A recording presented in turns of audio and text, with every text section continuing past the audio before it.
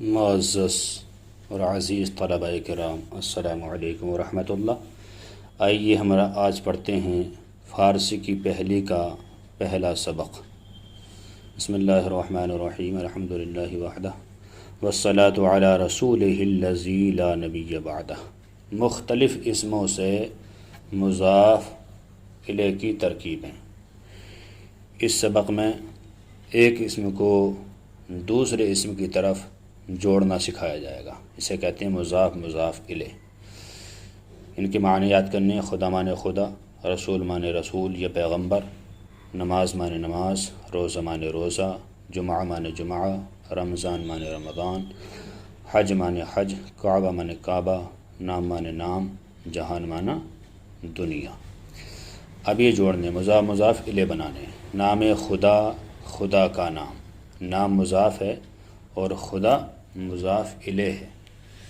اس کا ترجمہ الٹا لگتا ہے، اس بات کا خاص خیال رکھیں۔ نام، خدا، ان دونوں میں پہلا ترجمہ خدا کا لگے گا کیونکہ ترجمہ اس کا الٹا لگتا ہے۔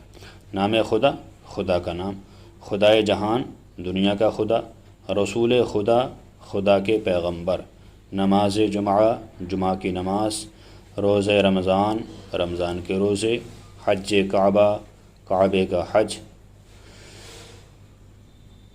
صبح مانے صبح، شام مانے شام، روز مانا دن، شب مانے رات، ماہ مانے مہینہ، سال مانے سال، وقت مانے وقت، راہ کے مانے راستہ، بہشت مانے جنت، دوزخ مانے جہنم، عذاب مانے سزا، ثواب مانے ثواب، پیدائش مانے پیدا ہونا، وفات مانے مرنا موت۔